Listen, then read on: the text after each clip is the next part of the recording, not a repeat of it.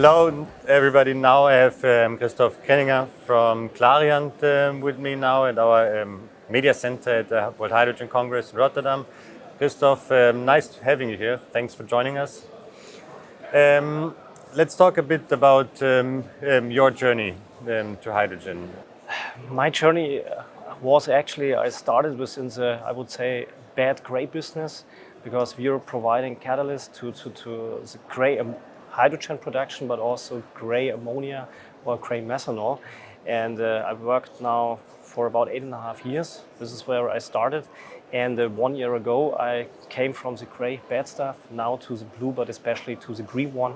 And I'm happy to work in the business development for these topics, for the energy transition. And I mean, we know that the chemical industry is a quite price-sensitive business.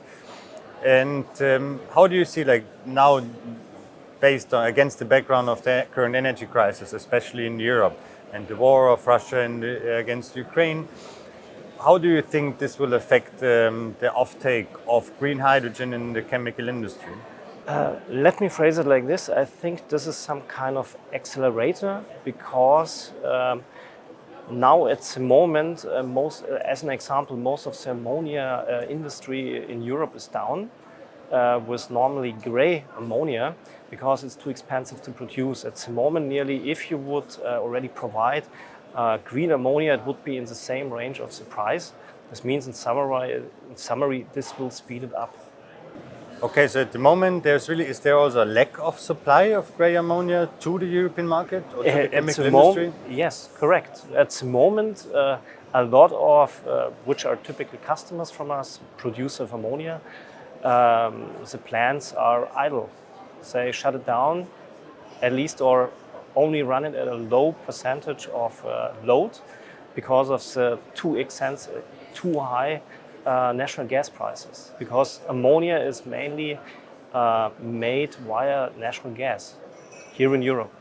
And this is valid for the main players like Yara, but also OCI, or respectively here, biggest producer, I would assume, SKW. Okay, and then in the following supply chain, are there still stocks that can be used, or is there really then a shortage in the offtake market as well? Because this is quite an interesting topic that wasn't that much discussed in the last days here neither. I think for the fertilizer aspect, I mean, we will have here import from other regions, but there is definitely at the moment, I would say, a lack of supply, because the plants are not running completely. Coming now maybe to another topic, it's also about CO2, because the CO2 which is applied actually for when you have look on water, for sparkling water, but also beer and whatever, this is typically, or a big chunk of this is coming from ammonia plants. Okay. Yeah. So it's not only the current gas price is not only producing a shortage in ammonia, but also in CO2. Yes. Okay, that's interesting fact. I didn't know so far. Yeah, that's the way it is.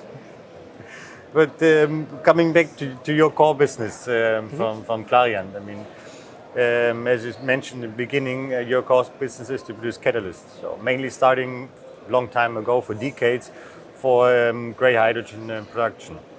But now, of course, moving also to other colors and also derivatives. So how do you see the market developing, and customer requests especially also at this point?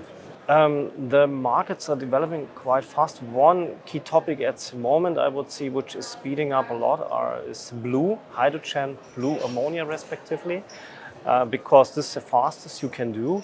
Next to this, also this is the most cost efficient way at the moment to produce it. And secondly, the green ammonia projects, a lot of are out there. But this will definitely take more time, because you have a huge invest to do, especially with the electrolyzers, but also there is a capacity for producing this big projects. This will take time. And another aspect is that also the costs, it will take time for the electrolyzers to come down. I mean, especially the ammonia loops, when you go for green ammonia, would be ready. It's the same as well for methanol. But electrolyzers is a main part also of the costs for producing this.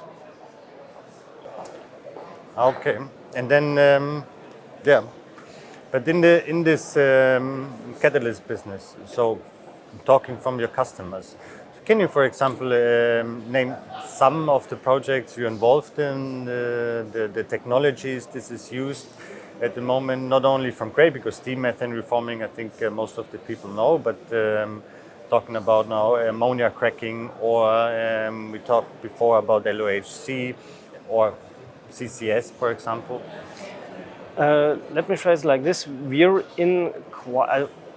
Let's maybe move very briefly back to Clariant. We are one of the broadest catalyst suppliers in the field for different things. Number one, for blue hydrogen, as an example, together with partners like Technip, but also KBR or Air Liquide. But coming to some projects in the field of ammonia, for instance, there we work together mainly with two companies. This is one, KBR, where they have one project in Oman, the ECME project, where also our catalyst will be applied for the green ammonia production, are starting up in 2023. Another project will be together with Casale in Australia, also a green one. For the methanol part, CO2 to methanol, we are also working together with technology leading companies like Air Liquide, but also Linde or ThyssenKrupp, where we also have catalysts in place, and especially also work in order to improve the efficiency, so that the catalyst can be applied more efficient, and also the process will be better. Another topic is what you mentioned with LOHCs. This is a new form for the transportation of hydrogen. Our partner in this field is Hydrogenious. For instance, they have demonstrated, I think this was in Erlangen, they have implemented a new fueling station some months ago. I think it was in June, July. Next to this, you mentioned also ammonia cracking.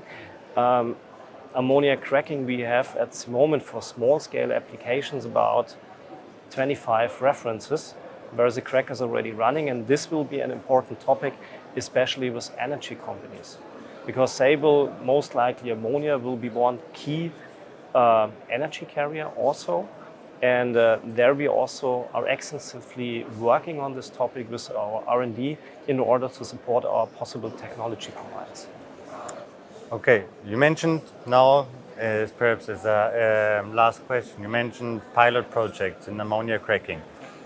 So do you see also still some challenges in scaling this up to this gigawatt project that are announced at the moment? I would phrase it like this: the catalyst will definitely work. However, you most likely will have to look into an intermediate step. This means something like pilots to prove really the concept of the cracking also for bigger plants. And then in the next step, it will be definitely possible also to provide such plants. And we are happy at the end of the day to look into the catalyst development to provide the best-in-class catalyst. Perfect. Thank you very much for these interesting insights from Clariant. Looking forward to hear more from your partners that we will interview and seeing the catalyst work all around the world. I'm also looking forward. It's a very interesting time. Thank you. Thank you.